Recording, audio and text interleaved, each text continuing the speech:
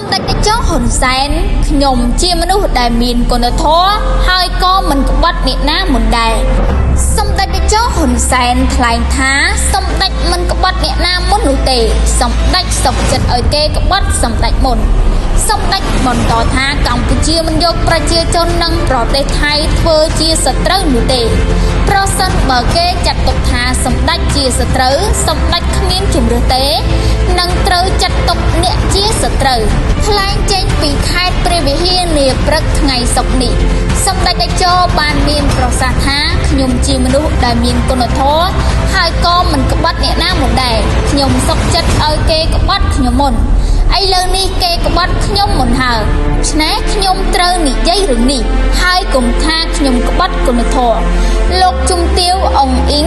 នាយករដ្ឋមន្ត្រីថៃខ្ញុំបាត់បង់ការអត់ធ្មត់ចំពោះលោកជំទាវហើយសម្ដេចតេជោហ៊ុនសែនក៏សូមជូនទៅប្រជាពលរដ្ឋថៃប្រជាជនថៃសម្ដេចមិនយកប្រទេសថៃប្រជាជនថៃជាសត្រូវទេប៉ុន្តែប្រទេសថៃមានក្រមយោធានិងអ្នកនយោបាយជ្រុលនិយមមួយចំនួនដែលបង្ករឿងជាមួយកម្ពុជាចង់យកកម្ពុជាជាសត្រូវសម្ដេចតេជោបញ្ជាក់ថាលោកជំទាវអុងអ៊ីងនាយករដ្ឋមន្ត្រីថៃដើម្បីយកចិត្តសម្ដេចបាននិយាយអាក្រក់ពីមេតបខ្លួនប្រាប់សម្ដេចទង្វើនេះបើនៅកម្ពុជាជាអំពើក្បត់ជាតិសម្ដេចក៏បានប្រកាសថាកម្ពុជាមិនអាចធ្វើការជាមួយលោកជំទាវអុងអ៊ីងនាយករដ្ឋមន្ត្រីថៃបច្ចុប្បន្ននេះកើតទេ